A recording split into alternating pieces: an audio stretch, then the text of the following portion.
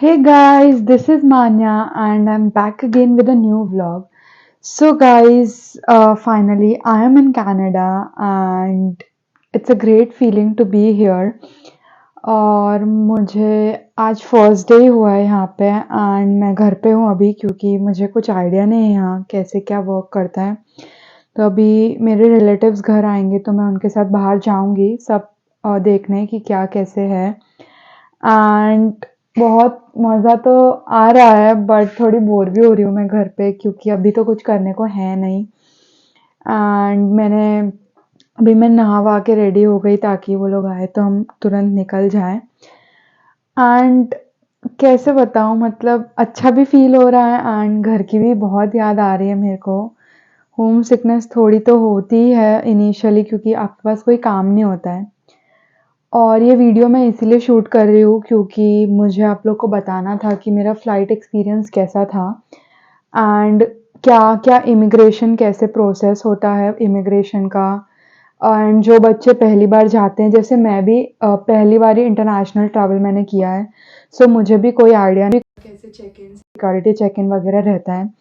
तो उसके रिलेटेड भी मैंने सोचा कि एक वीडियो डाल दूँ ताकि जो बच्चे जैन इनटेक में आ रहे हैं या बाद में आ रहे हैं उनके लिए थोड़ा हेल्पफुल रहेगा। क्योंकि पता है जब तक जाते नहीं हैं तब तक बहुत डर रहता है कि कैसे क्या होगा, सब ठीक से हो जाएगा। एंड लोगों की बातें सुन-सुन के हम थोड़ा डर भी जाते हैं कि क्योंकि कुछ बच्चों का इमिग्रेशन एक्सपीरियंस बहुत अच्छा नहीं रहता है, उनको बहुत सारे क्वेश्चंस पूछते हैं। बट मेरे केस में गाइस मुझे सिर्फ 2-3 क्वेश्चन पूछे हैं and I was done with the immigration. Security check in में एंड इमिग्रेशन में आपसे क्या-क्या पूछेंगे क्योंकि सारे बच्चों की इमिग्रेशन से मतलब उन लोग को हम बच्चों को डर लगता है क्योंकि जो मतलब सब हमें बोलते हैं कि बहुत अजीब-अजीब क्वेश्चन पूछते हैं, कुछ भी पूछ सकते हैं तो सब चीज़ों के लिए रेडी रहना पड़ता है। But I will tell you guys it's all about your luck. आपका लक अच्छा होगा तो आपको 1-2 क्वेश्चन में छोड़ देंगे, नहीं तो आपसे बहुत ट्रिकी ट्रिकी क्वेश्चंस भी पूछ सकते हैं। सो मेरा तो बहुत इजीली हो गया था इमिग्रेशन भी। तो चलते हैं आगे बात करते हैं वीडियो में कि कैसे क्या रहता है। So stay tuned guys and please like this video, subscribe to my channel and share it with your friends if they're planning to move to Canada. I hope it will help them and it will help you as well if you're planning to come to Canada. So stay tuned. So guys पहले तो मेरा flight के बारे में मैं बताती हूँ आपको कि मेरी फ़्लाइट कहाँ से थी। सो मैं वडोदरा में रहती हूँ एंड मेरी फ़्लाइट थी Bombay to London and London to Toronto. So London में तो हीथ्रो एयरपोर्ट पे मेरा 5 आवर्स का लेओवर था। तो बॉम्बे से बात करते हैं कि बॉम्बे से क्या प्रोसेस रहा है पूरा। तो मैं अराउंड 1 o'clock जितना मैं एयरपोर्ट पहुँची थी। उसके बाद मैंने ट्रॉली वगैरह ली, अपने लगेज सब उस पर रखे एंड मैं अंदर गई।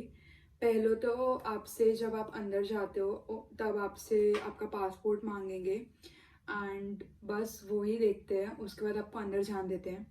अंदर जाने के बाद आपको अपना देखना होता है कि आपका फ़्लाइट नंबर कौन सा है एंड वहाँ पे अलग अलग फ़्लाइट के सारे काउंटर्स बने रहते हैं, कौन सी फ़्लाइट का कौन सा काउंटर है। सो मेरा बॉम्बे टू लंदन तक एयर इंडिया था, सो एयर इंडिया का एक सेपरेट काउंटर था। तो मैं वहाँ गई अपना लगेज लेके, देन लगेज का वेट वगैरह हुआ। एक्चुअली मैं सच बताऊँ तो मेरा लगेज था 23-7, 3 बैग्स एंड 1 लैपटॉप बैग। सो मेरा ओवर वेट ही था, एक बैग में था 24 kgs एंड एक में 23 अराउंड समथिंग था एंड मेरा कैबिन बैग भी 8 किलोज अराउंड था।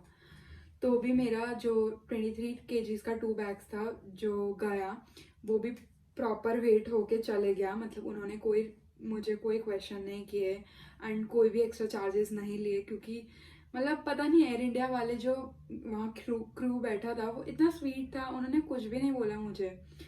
तो मेरा ये एकदम प्रोसेस अच्छे से हो गया। देन मैं गई अपना सिक्योरिटी चेक इन के लिए। सो सिक्योरिटी चेक इन में होता क्या है गाइस, जो आपका कैबिन बैग और अपना लैपटॉप बैग रहता है उसका सब चेकिंग रहता है। सो आपको अपने इलेक्ट्रॉनिक्स सारे कुछ लैपटॉप का charger, mouse, adapters, then universal adapters, जो भी आपके पास इलेक्ट्रॉनिक्स होगा आपको एक ट्रे में रख देना होगा।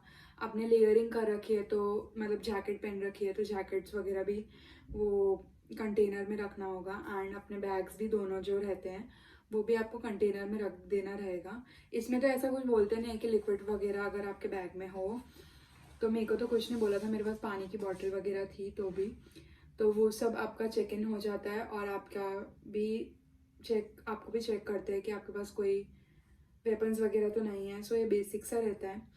एंड उसके बाद आता है इमिग्रेशन। ये एक बार प्रॉपरली हो जाए देन आपको भेजते हैं इमिग्रेशन के लिए। मेरा इमिग्रेशन तो मुंबई से ही हुआ था एंड काफ़ी लाइन तो थी बट मतलब फटाफट हो गया था। आई थिंक सर आधे घंटे में तो हो गया था मेरा इमिग्रेशन।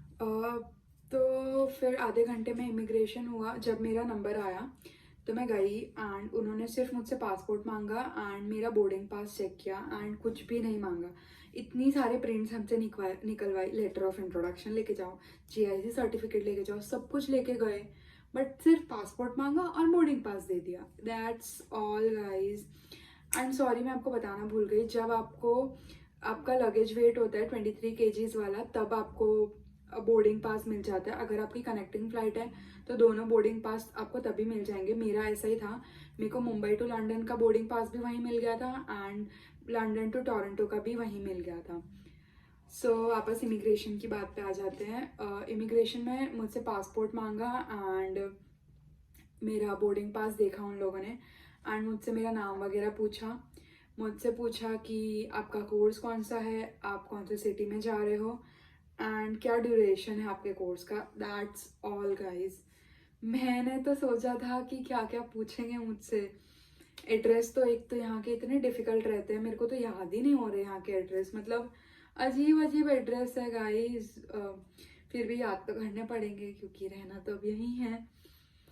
तो ये हुआ, इतने क्वेश्चन पूछे एंड उन्होंने एक स्टैम्प लगा दिया इमिग्रेशन की डेट का and they told me that you are good to go, you can sit in the food court. मतलब ये सब उन्होंने बोला, ये सब बोला तो नहीं है, मैं बता रही हूँ आपको। ये अगर आपका इमिग्रेशन हो जाए तो आप शांति से जाओ। अगर आपके पास कोई क्रेडिट कार्ड है तो लाउंज एक्सेस लो। एक्चुअली मेरे को लाउंज एक्सेस का थोड़ा इशू हुआ था क्योंकि मेरे पास एसबीआई का कार्ड था एंड वीज़ा कार्ड था। तो वीज़ा कार्ड वो लोग एक्सेप्ट तो करते हैं बट उन्होंने कुछ दो टाइप के वीज़ा कार्ड बोले थे जो वो लोग एक्सेप्ट करते हैं। सो मेरा उनमें से नहीं था, सो उन्होंने बोला कि आपको नहीं मिल सकती लाउंज सर्विस। तो वहाँ पे फूड कोर्ट्स वगैरह भी होते हैं, मैकडी रहता है, स्टारबक्स रहता है, सब कुछ रहता है। तब आराम से बैठ के चिल कर सकते हो वहाँ पे। तो अराउंड 2:30 जैसा मेरा ये हो गया था सब कंप्लीट। और फिर मैं जाके फूड कोर्ट में बैठ गई थी, मैंने थोड़ा खाया था वहाँ जाके।